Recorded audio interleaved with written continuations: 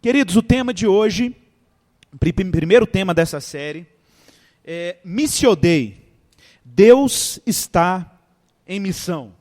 É claro que quando a gente fala de missão, principalmente você que já é um pouco rodado aí em igrejas evangélicas, ou já participou de um culto de missões, você deve se lembrar de algumas coisas bem diferentes, tipo aquele culto das nações, né, as bandeiras das nações, as pessoas se vestem com as roupas dos povos e tal, nada contra, mas de repente quando a gente fala de missões parece uma coisa tão performática, né?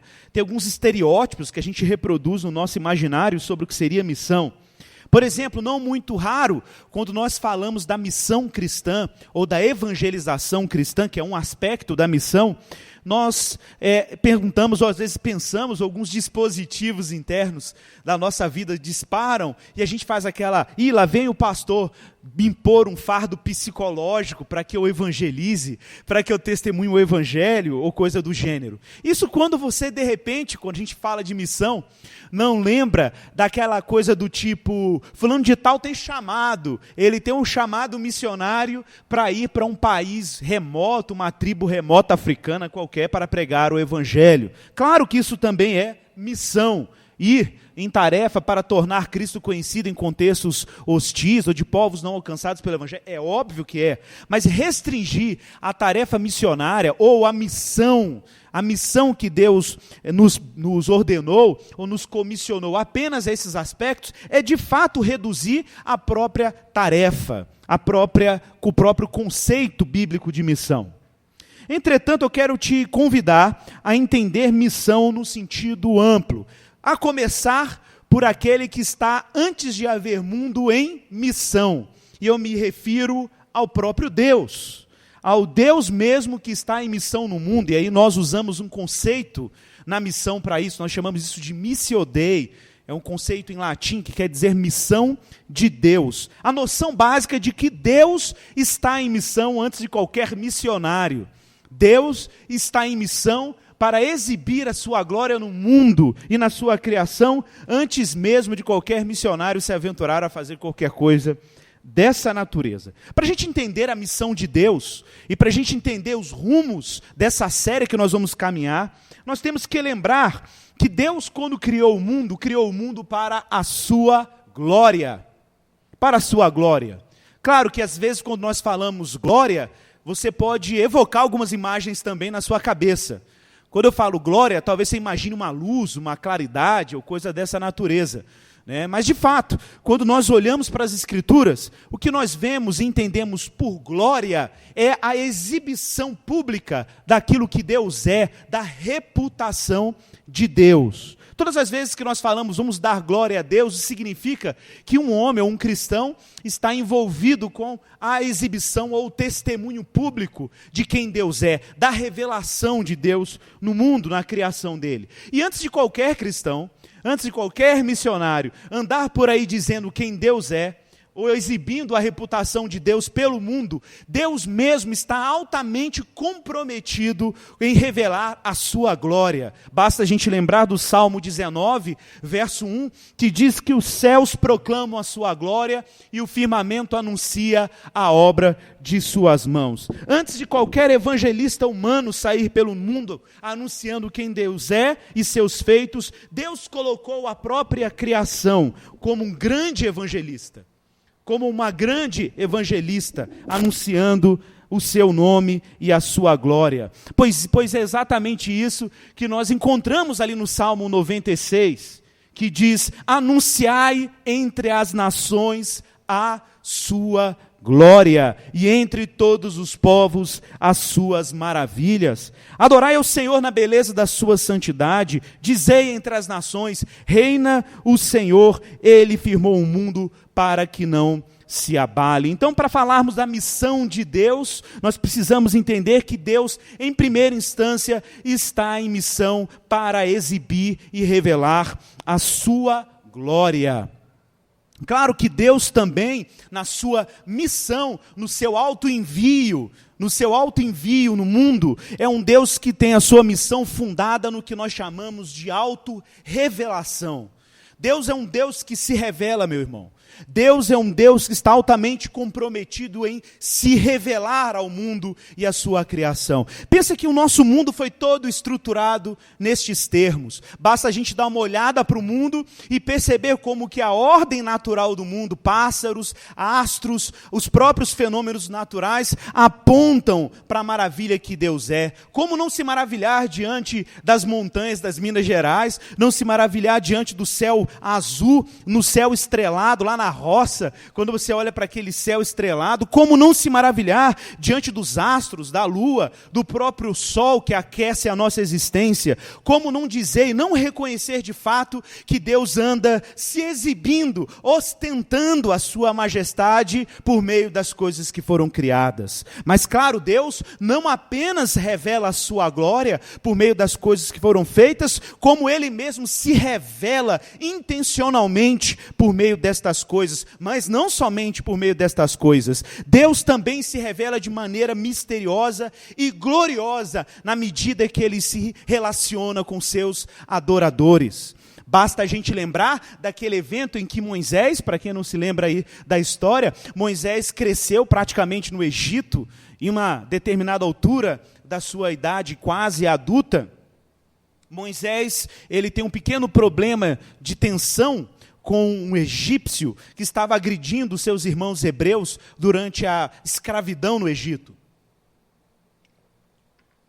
E Moisés, num ato de justiça própria, ou de fazer justiça com as próprias mãos, ele mata aquele egípcio. E aterrorizado, com medo de algum mal lhe acometer, uma prisão, algum tipo de hostilidade física, ou a sua própria morte, ele foge para o deserto de Midian.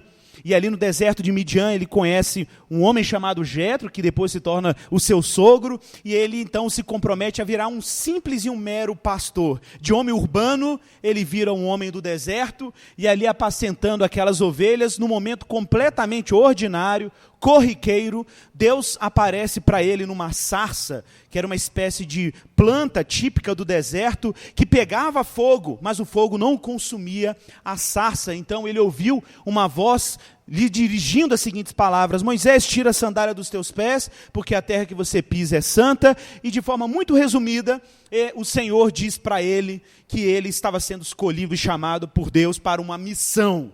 A missão de libertar o povo israelita da tirania de Faraó. E nessa conversa de Moisés com Deus, está lá em Êxodo capítulo 3, verso 14, Moisés pergunta para Deus: Senhor, mas se eu voltar lá para o povo e o povo me perguntar qual é o seu nome, o que lhes direi? Como que eu posso identificar o Senhor? Como que eu posso narrar o teu nome diante do povo? E aí o próprio Deus então diz para ele, em língua hebraica, Erie Asher Erie, que nas nossas Bíblias geralmente é traduzido como eu sou o que sou. Mas uma tradução adequada, é um verbo que está aí no imperfeito, no hebraico, seria eu serei o que serei, exatamente do modo como Lutero traduziu na sua Bíblia em alemão. Eu serei o que serei, ou eu me tornarei o que tornarei. De fato, o que Deus estava revelando para Moisés, que Deus já estava em missão, numa missão de libertação, num ato salvador do seu povo que estava ali sob tirania de Faraó. E está claro que Deus está dizendo que Ele é um Deus que se revela de uma forma muito particular. Para quem conhece um pouco da cultura do mundo antigo, ou as culturas do crescente fértil, do Oriente Médio antigo, sabe que em todas as culturas pagãs, os deuses recebiam nomes que estavam relacionados com as suas qualificações divinas.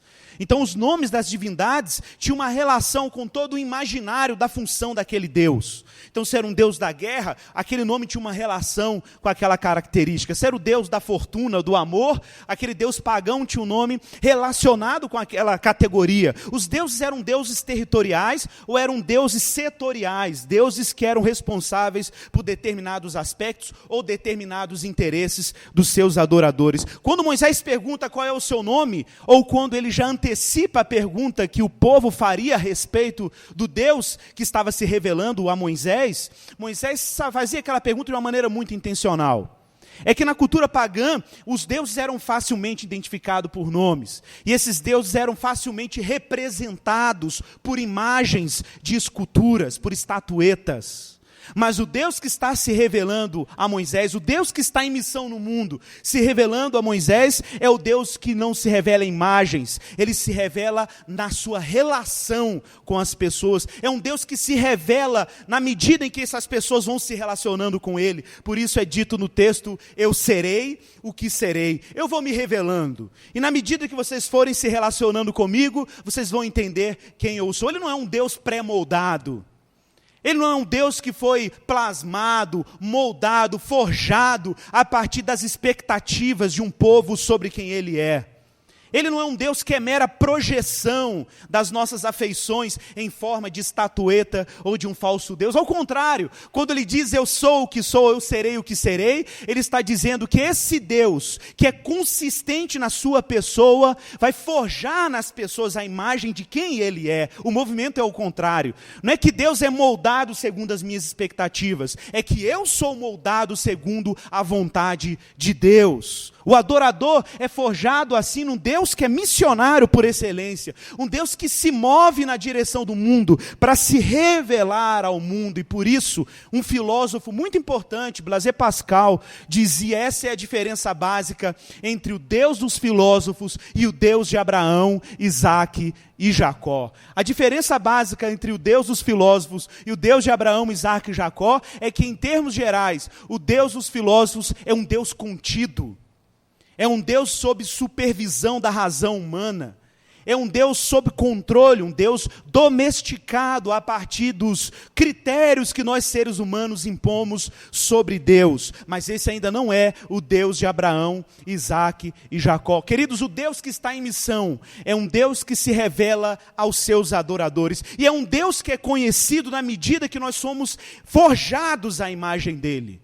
O que torna a missão cristã uma missão alinhada com a missão de Deus é que quando cristãos são impactados ou afetados, influenciados pela imagem de Deus, eles refletem essa imagem na sua missão. Deus não tem imagem para ser representado, mas ele tem adoradores que comunicam quem ele é na medida que ele se revela. Essa é a noção de que Deus está em missão, numa missão de autorrevelação, de um Deus que vai se comunicando na medida em que ele vai se descortinando ao longo da história. Olha, basta você olhar para o Antigo Testamento. Olhe para o Antigo Testamento, que para muita gente parece um livro simbólico, um livro impessoal, no máximo para você usar na escola dominical. Não. O Antigo Testamento é a obra também do povo de Deus. É a obra que narra a história do povo de Deus, do povo aliançado com Deus, do povo que está sendo salvo por um Deus que está em missão para se revelar e resgatar as pessoas para si mesmo. Vou citar aqui pelo menos 9 atos salvadores ou 9 intervenções missionárias de Deus ao longo do Antigo Testamento. O primeiro deles, basta lembrar do evento de Noé e o dilúvio, por exemplo.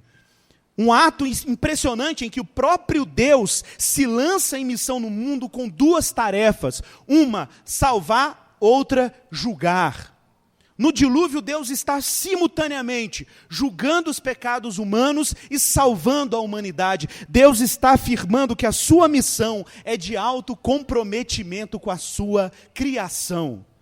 Deus é altamente comprometido com aqueles que ele fez, tanto que ele também salva. Ao mesmo tempo, Deus é altamente zeloso em relação a tal criação, e ele é justo, por isso nenhum pecado pode ficar impune. Então, ao mesmo tempo que o dilúvio julga, Deus está salvando por meio lá da arca de Noé, com aqueles que ele guardou dentro da arca. Logo depois, já no capítulo 11 de Gênesis, nós temos um outro evento em que Deus testemunha um empreendimento humano de criação de um reino em que Deus não precisava estar presente. Eu costumo dizer que foi o primeiro projeto de civilização secular. Foi o primeiro projeto de construir uma cidade em que a gente não precisa de Deus, e a partir da nossa própria vontade e força cultural, nós criamos uma civilização em que Deus não precisa estar lá. Estou falando da Torre de Babel.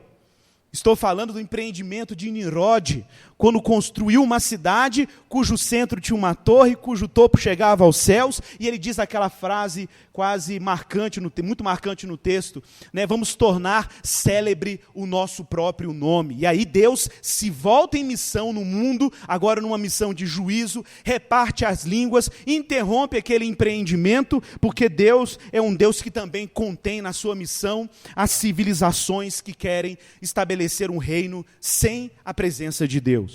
E o terceiro evento é no chamado de Abraão, que fica nítido que Deus, na sua missão, também está preparando um povo que é chamado pelo seu nome. No evento da Páscoa e do Êxodo, para quem está assistindo aí os 10 mandamentos, né, vai se lembrar que Deus ali está numa missão muito particular, a missão de libertar o seu povo da tirania de Faraó. Deus em missão é um Deus em missão para libertar, não só para preparar um povo. Na entrega da lei no Monte Sinai, na entrega da Torá, quando Deus dá a lei, a sua instrução, a sua pedagogia divina para o povo de Israel, Deus está agora instruindo um povo. Então a missão de Deus abrange a preparação de um povo, a libertação de um povo e a instrução de um povo. E nós continuamos na Bíblia, chegamos lá nos livros dos juízes, chegamos lá nos livros que falam dos reis de Israel, onde nitidamente nós vemos Deus preparando um reino, uma realeza, uma monarquia. Ele firma um pacto com Davi e diz para Davi que Deus levantaria um descendente depois dele, que faria para Deus uma casa e um trono que jamais teria fim. Um Deus que está em missão na construção do templo, onde Deus nitidamente afirma um interesse profundo de habitar no meio do seu povo, preparando uma morada com eles. Nos ofícios proféticos, como não lembrar, por exemplo, que Deus anuncia boas novas pelos profetas, mas também anuncia juízo pelos profetas. Deus está em missão no mundo também por meio dos profetas, anunciando que um dia Ele vai restaurar todas as coisas, mas também anunciando que Ele vai julgar toda má obra. E finalmente, se a gente pode falar que é o clímax do Antigo Testamento, nós encontramos a missão de Deus por meio dos profetas, revelando que em breve Ele vai radicalizar essa missão. Deus vai se exibir no mundo por meio de um israelita fiel. Um israelita fiel, como está escrito lá no profeta Isaías, se você quiser abrir a sua Bíblia, Isaías capítulo 61, verso de 1 a 3. Uma profecia que foi escrita, choquem-se, 720 ou 740 anos antes de Jesus. O que é incrível nessa profecia é que essa profecia foi lida pelo próprio Jesus aproximadamente 720 ou 740 anos depois, dentro de uma sinagoga em Nazaré. Jesus abre o rolo do profeta Isaías e lê essa profecia. E aí ele fala, essa profecia sou eu. Eu cumpri essas palavras. E está escrito assim no profeta: o Espírito do Senhor Deus está sobre mim. Preste atenção nas características de missão. Como que existe aí uma revelação de um Deus que se move em missão no mundo. O Espírito do Senhor Deus está sobre mim, porque o Senhor me ungiu para pregar boas novas aos quebrantados. Pregar boas novas é evangelizar. Evangelizar quem? O quebrantado, o que está quebrado, o que está vulnerável, o que está frágil. Mas Deus também o enviou para quê? Enviou-me para curar os quebrantados de coração e proclamar libertação aos cativos e pôr em liberdade os algemados. Verso 2, e apregoar o ano aceitável do Senhor, que é uma espécie de jubileu cósmico, aquele ano do jubileu que estava lá em Levítico 25, em que Deus restitui as terras perdidas pelos israelitas durante mais ou menos 50 anos, e no 50º, a terra era restituída. Aqui o profeta está vendo um dia em que Deus vai fazer um jubileu global. A obra da redenção eterna é que Deus vai abrir prisões aos presos. Deus vai tirar o luto, o lamento, o choro, e Deus vai libertar aqueles que estão cativos, e a consolar todos os que choram, e a pôr em Sião os que estão de luto, uma coroa ao invés de cinzas, óleo de alegria ao invés de pranto, veste de louvor ao invés de espírito angustiado. Para quê? Com que propósito? A fim de que sejam chamados carvalhos de justiça, plantados pelo Senhor para a sua glória. A missão de Deus é que Ele seja glorificado no mundo. E Deus está em missão para redimir de novo, para exibir a sua reputação e a sua glória entre as nações. A missão de Deus, meus irmãos, ela é fundada numa auto-revelação. Deus está se auto-revelando ao longo da história da humanidade. E é interessante porque começamos a perceber que esse autocomprometimento de Deus em se revelar no mundo, esse Deus que está em missão no mundo, tem relação com outro aspecto de quem Deus é. Ele é um Deus profundamente amoroso. E eu não quero que você agora banalize essa expressão. Porque falar que Deus é amor pode soar aos nossos ouvidos de várias maneiras. E isso pode enfraquecer o sentido de amor que eu estou querendo propor para você nessa noite. Eu não quero que você desgaste agora esse conceito por causa de determinadas culturas ou porque você tem um imaginário sobre o que é o amor.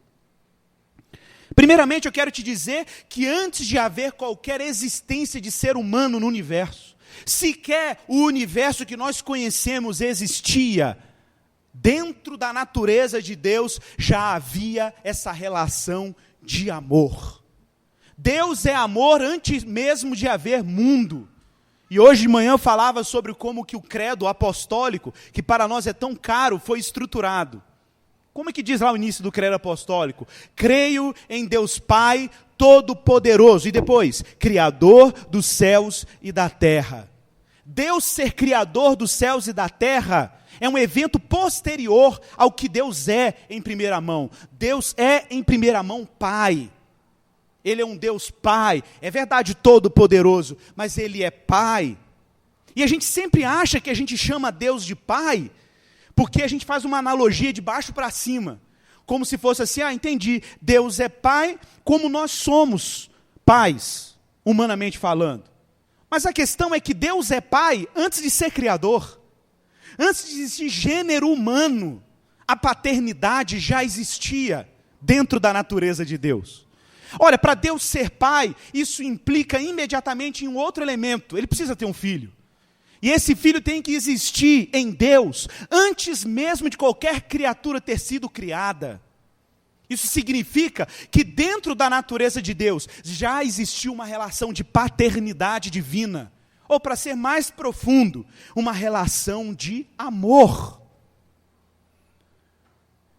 E agora você vai entender, por exemplo, uma característica de uma religião que tem problemas com a afirmação de que Deus é amor. Vou falar agora para vocês. O islamismo, por exemplo.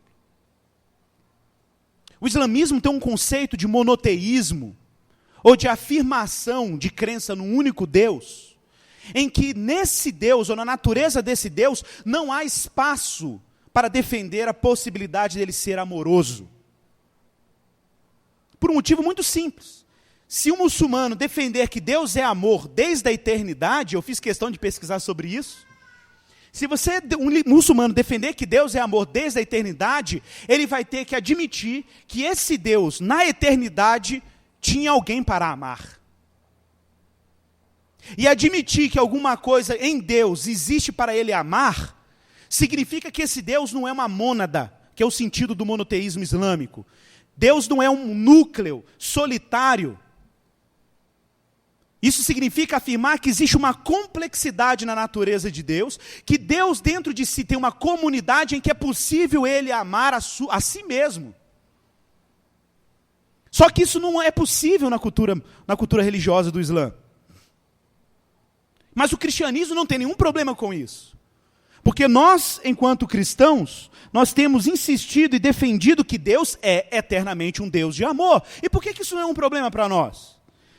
Porque ao afirmarmos que Deus é eternamente um Deus de amor, isso significa que dentro da natureza de Deus, o Pai, existe um objeto de amor eterno, que é o que nós chamamos de Filho unigênito de Deus. Que nós conhecemos como Jesus depois da sua encarnação. Mas antes da sua encarnação, como Filho de Deus, como nazareno, judeu, no seu aspecto humano, ele já habitava com Deus desde a eternidade. E a unidade de Deus, por isso cristãos são monoteístas, é porque o nosso monoteísmo contém uma relação de amor interna. Monoteísmo, para quem não sabe, é a fé no único Deus. As únicas 3 religiões monoteístas do mundo: cristianismo, judaísmo e islamismo. A única diferença, ou a particularidade do monoteísmo cristão, é que na natureza única, indivisível de Deus, habita uma relação de amor. Ora, se Deus é amor, se a sua natureza interna é amor, nós entendemos então que o que vem depois do credo, nós cremos que Deus é Pai Todo-Poderoso, Criador dos céus e da terra. Isso significa que Deus, na sua natureza, antes de criar qualquer coisa, ele já era Deus, ele já era amoroso, e ele não precisava criar um mundo para ser Deus. Ele só criou o mundo porque ele é todo-poderoso. E ele só foi criador porque antes de ser criador ele era Pai. Deus tinha tanto amor que ele criou o mundo a partir desse amor. A criação de Deus é um evento do amor de Deus e da onipotência de Deus. Você, meu irmão, você, ser humano, criado à imagem de Deus, é resultado de uma vontade amorosa na divindade. A divindade simplesmente poderia não ter criado, ele continuaria sendo Deus. Deus não te criou porque ele tinha uma carência interna. Veja bem, Deus te criou porque ele é puro amor, e é um Deus que se volta para o universo, para criar um mundo como nós conhecemos, e para exibir a sua glória. Meus irmãos, isso é extraordinário. É claro que o Islã vai ter problemas em afirmar que Deus é amor. E é claro que nós não teremos problemas, porque nós defendemos categoricamente que Deus é uma triunidade, ou o que nós chamamos de trindade. A trindade, gente, não é uma abstração sobre quem Deus é. A trindade é a própria narração de como Deus está em missão para amar o mundo e as suas criaturas. Como Deus está em missão para se revelar ao mundo e àqueles que ele criou. Então, a trindade é uma cara doutrina cristã, caríssima, que insiste que na natureza única de Deus subsistem pessoalidades ou relações pessoais. Ou seja, a natureza de Deus é fundamentalmente comunitária. E é claro, quando você olha para o mundo que Deus criou, você percebe essas características de unidade e diversidade simultaneamente. Todos nós aqui temos uma capacidade cognitiva mínima para perceber a diferença entre uma palmeira e uma mangueira, por exemplo. Eu duvido que você vá confundir uma mangueira com uma palmeira. Porque de alguma forma você tem uma noção de que existem características que são universais a todas as mangueiras. E características que são universais a todas as palmeiras. Entretanto, apesar de reconhecermos a unidade de cada uma dessas plantas ou dessas árvores, sabemos que 2 mangueiras não são iguais. Apesar de serem características que são comuns. Olha, veja como que na própria natureza está presente aí a noção de unidade e diversidade. Por quê? Porque o próprio Deus é assim. O próprio Deus é pura unidade na sua natureza, mas também é grande diversidade como Pai, Filho e Espírito Santo, subsistindo num único ser. Então esse Filho unigênito, amado de Deus, que habitava em Deus desde a eternidade, gerado do seu amor desde a eternidade, na missão de quem Deus é, na missão de Deus, ele radicaliza. Se Deus está em missão para se revelar, amar e se glorificar, Deus radicaliza, fazendo com que este Filho do seu amor, esse que é a expressão do amor divino, se fizesse carne e habitasse entre nós. Nós sabemos que o verbo de Deus estava com Deus, antes do mundo ser criado. João capítulo 1, verso 1. Sabemos que o verbo de Deus, a palavra de Deus, que hoje sabemos ser Jesus Cristo, mas que nessa ocasião é apenas um unigênito do amor dele, porque ele ainda não tinha se revelado na sua encarnação, ele habitava com Deus, e que Deus criou todas as coisas por meio dele. O evangelista João é o único que chama o verbo de Deus de unigênito, e se refere a Jesus como unigênito. É o único autor bíblico que chama Jesus de Filho unigênito de Deus. E quando Deus, que está em missão, se movendo no sentido do mundo, introduz o Filho do amor dele no mundo, o seu unigênito, o que ele faz com isso? Ora, se Deus quer se revelar, se Deus quer se fazer conhecido, se Deus quer ser glorificado no mundo, e essa é a missão dele, nós temos que lembrar o que está escrito em João capítulo 1, verso 18. Uma frase simples, mas muito importante.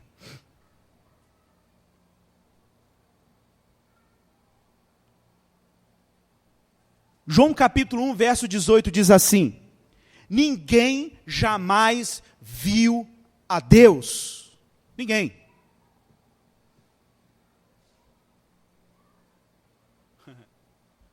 Ninguém jamais viu a Deus. Apesar dele ser um Deus que se esforça, se move, se movimenta para se revelar. Ninguém jamais viu a Deus.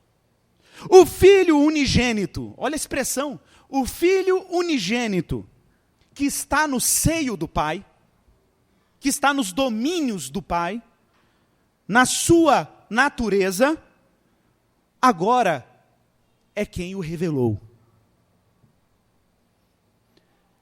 Como que Deus se exibe radicalmente no mundo? É verdade que ele se exibe pela criação, é verdade que ele se exibiu de várias formas durante a história do Antigo Testamento, pelos profetas e tudo que nós vimos, mas agora Deus, um Deus que está em missão para se revelar, radicaliza o modo como ele se exibe ao mundo. E como ele faz isso? Ele faz isso por meio do Filho unigênito. Como? Quando o Filho unigênito assume o corpo humano, quando o Filho unigênito assume a nossa condição humana, quando ele se encarna, quando ele se esvazia, como diz Paulo em Filipenses, e assume a forma de servo, tornando-se semelhante aos homens. Curiosamente, se você olhar para esse texto, essa palavra que é escrita revelou, no original grego tem uma expressão muito legal, que daria mais sentido ainda para o que nós estamos vendo aqui. O que está escrito aí como revelou, traduzida na sua Bíblia como revelou, é a palavra grega exegesato. Essa palavra grega significa, ela é uma expressão usada para contação de histórias, para narrativas. O que o texto está dizendo? Ninguém jamais viu a Deus, mas o Filho unigênito, que se encarnou e subiu aos céus e agora está no seio do Pai, é quem contou para a gente. É quem narrou para a gente. É como se, em outras palavras, Deus dissesse assim: olha, eu vim falando de várias formas. Falei pela lei, falei pelos patriarcas, falei na realeza de Israel, no Egito, falei pelos profetas, mas agora eu vou ter que radicalizar, porque ninguém me escutou em nenhum momento. Então agora eu vou radicalizar. Agora eu vou fazer a palavra se fazer carne e assumir corpo humano, para que a palavra em carne conte para as pessoas a história da minha salvação. É como se Jesus dissesse: senta que lá vem a história. E aí ele começa a contar para você quem Deus é. Ele começa a revelar, gente, olha que incrível, Jesus está sendo enviado de dentro da natureza de Deus para o mundo. Porque se Deus era uma luz intransponível, Deus era glória e majestade insondável, Deus radicaliza exibindo a revelação de quem Ele é por um evento na história da humanidade. O Verbo, o unigênito de Deus, assume a criaturidade, Ele assume a condição humana. Aí nós olhamos para a face de Jesus, olhamos para o Cristo, e o Cristo comunica para nós quem Deus é. E qual a revelação primária que Jesus está nos revelando? É que Deus é amor. Deus é amor. Só para reforçar a noção de que Deus está falando agora para nós pelo Filho, Jesus Cristo, abra aí Hebreus capítulo 1, verso 1.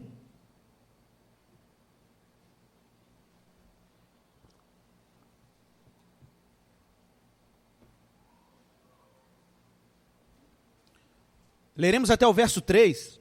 Veja como é que fica claro, como que o autor de Hebreus entendia isso.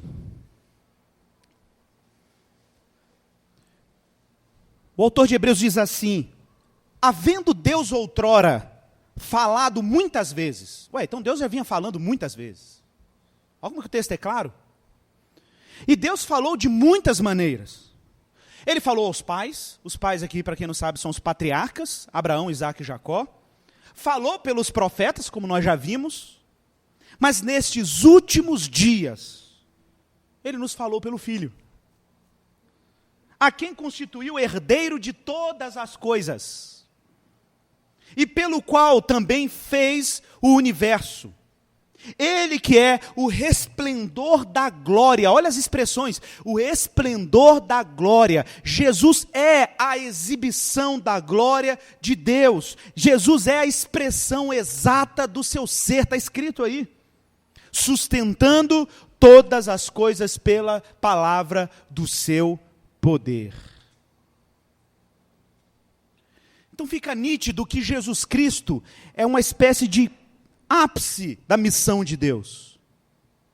Deus radicaliza no seu movimento em direção ao mundo. Não é à toa que 1 João, primeira carta de João, capítulo 4, verso 9, você não precisa abrir, quiser anotar. 1 João 4, 9 diz assim: nisto se manifestou o amor de Deus. Como que o amor de Deus se manifestou? Se a missão de Deus é exibir o amor dele no mundo, como que o amor de Deus se manifestou? João responde: nisto se manifestou o amor de Deus, em nós, em haver Deus enviado o seu Filho unigênito ao mundo. É nisso que se manifesta o amor de Deus. É porque Deus pega aquele objeto eterno do amor dele e introduz no mundo. Para quê? Para vivermos por meio dele. Ora, meu querido, se Deus está em missão e criou todas as coisas para a sua glória, e se Deus, mesmo a nossa queda e o nosso pecado, não impediram para que Deus se movesse em amor para te resgatar, observe o que o João diz. Deus enviou o seu Filho unigênito para quê? Para vivermos por meio dele. Meu querido, meu caro, meu ouvinte, eu quero te avisar, não é possível vida humana, sentido existencial humano, fora do Filho de Deus. Porque o Filho de Deus, que é Jesus Cristo, é a expressão radical do amor de Deus, de um Deus que se move para te resgatar e te colocar dentro de um universo de sentido. Mas esse universo de sentido só é possível na pessoa do Filho dele. É o Filho unigênito de Deus que foi introduzido no mundo. Para quê? Para vivermos por meio dele. Nisto consiste o amor, diz João. No que consiste o amor? Não em que nós tenhamos amado a Deus. É óbvio, porque até na nossa tentativa de amar a Deus, nós projetamos para Deus aquilo que nós esperamos dele. No final das contas, quando nós tentamos amar a Deus a partir das nossas próprias disposições, ou dos nossos próprios afetos, nós projetamos em Deus o que nós achamos que ele deveria ser. No final das contas, nós estamos amando a gente mesmo. O amor de Deus não é isso. Não é esse afeto barato que a gente chama de amor. Não é esse sentimento raso, superficial, epidérmico, como diz o Guilherme, que é o suficiente para você dizer que você está amando a Deus. Saiba, meu querido, que nisto consiste o amor de Deus. Não é que você amou a Deus, diz o texto, mas em que Ele te amou enviando o seu Filho.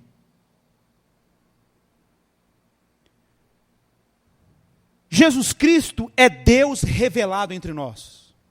A missão de Deus encontra, como eu já falei, o seu ápice, o seu clímax na pessoa de Jesus. A face do Deus invisível se torna visível na face humana de Jesus Cristo. A missão de Deus se torna radical no Nazareno Jesus Cristo. Olha, veja que coisa incrível. Jesus está sendo batizado, lembra disso? Jesus está sendo batizado por João Batista. E o que Deus o Pai, o grande evangelista, o grande e primeiro missionário, anuncia ao mundo? Ele diz: eis o meu filho amado, em quem eu tenho prazer. O próprio Deus evangelizou. Deus mesmo dá testemunho do seu filho. Deus mesmo expressa na encarnação do seu filho um alto ato de generosidade. Por isso é dito lá em João 3,16, que Deus amou o mundo de tal maneira que deu.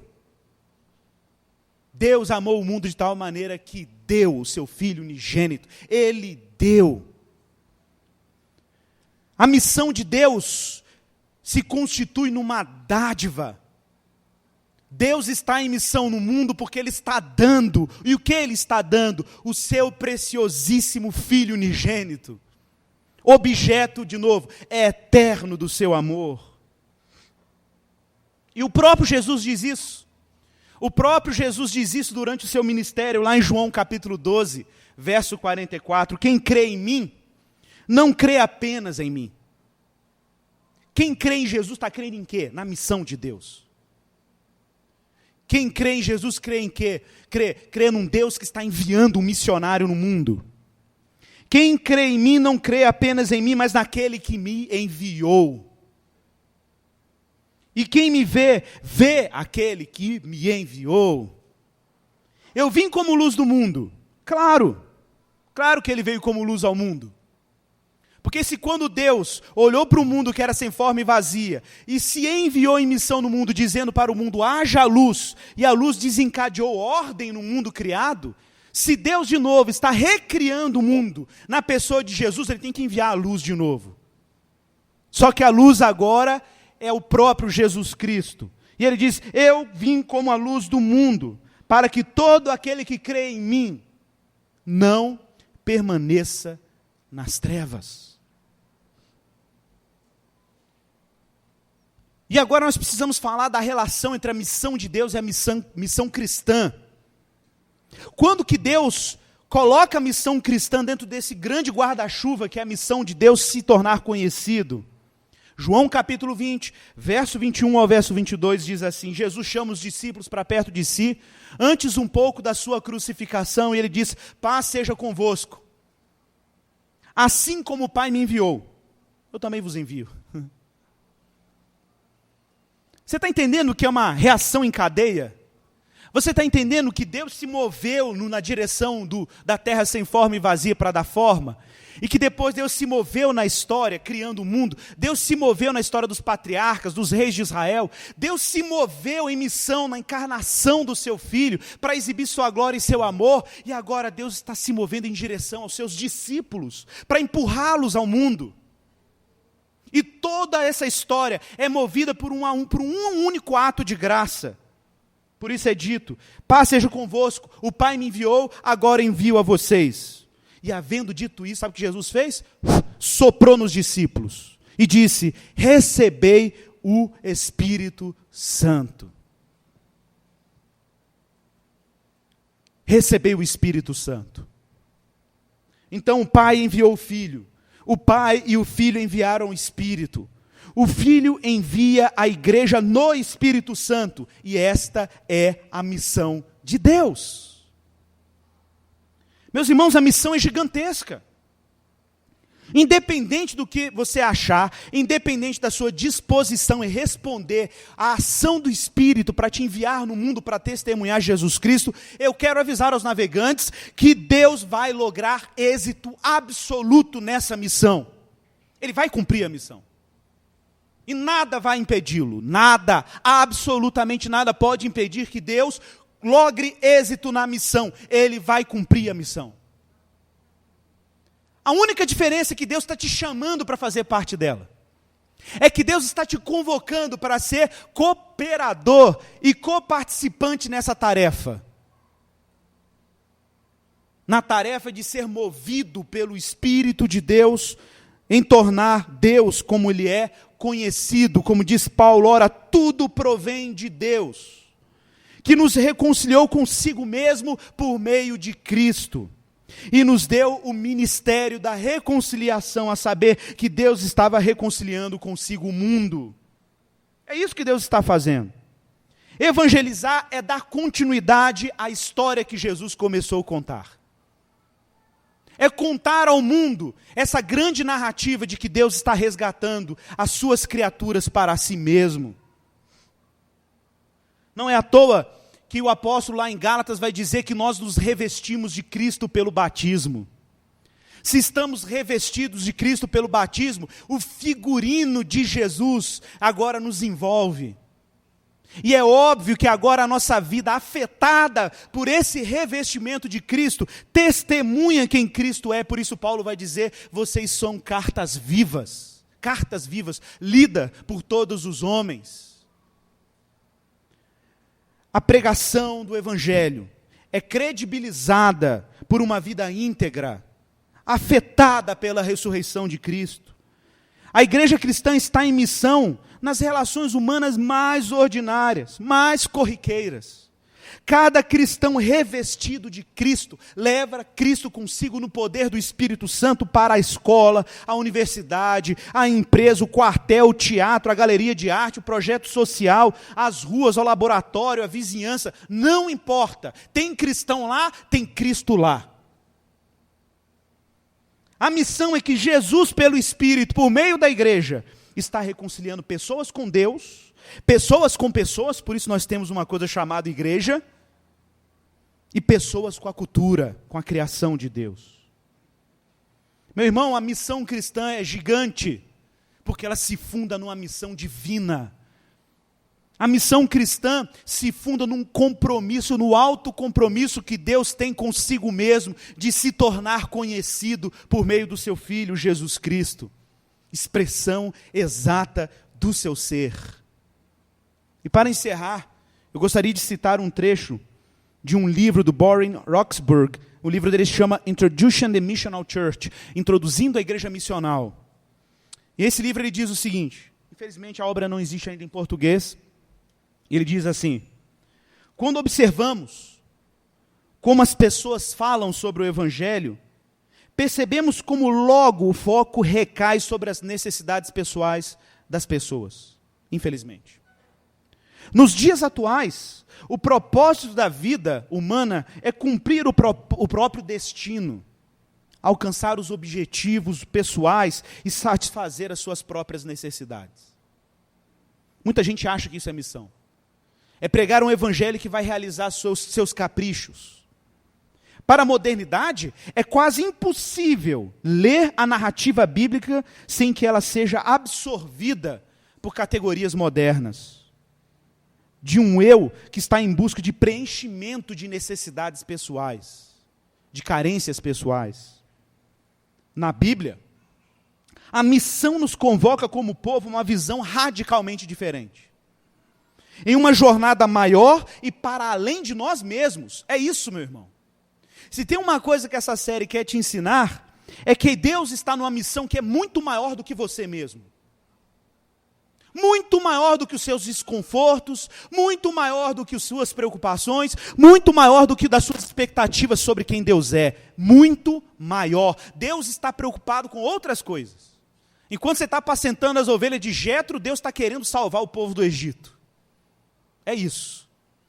Enquanto você está apegado a determinadas rotinas e achando que a sua vida é só aquilo, cuidar de ovelha, Deus está te falando, isso aí não passa de um meio para um fim gigantesco. Na Bíblia, é isso que a missão nos convoca. E o autor continua dizendo, a estranheza dessa história é o seu significado ilógico e irrefreável. 2 pontos. É perdendo a vida que nós a encontramos.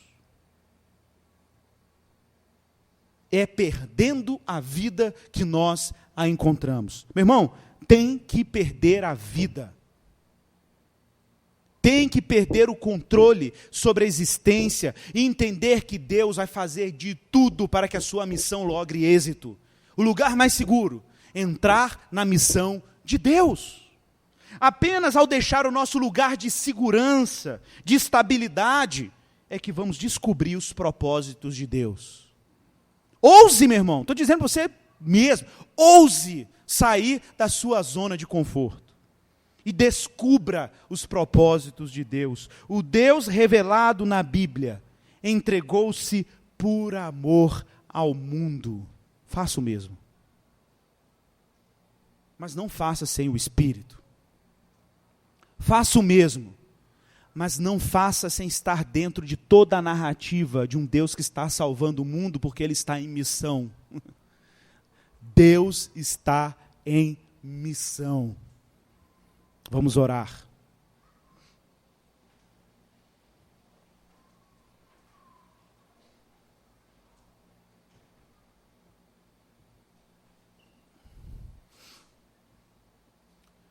Enquanto os diáconos vão trazendo os elementos da ceia, e o pessoal do louvor vai se posicionando,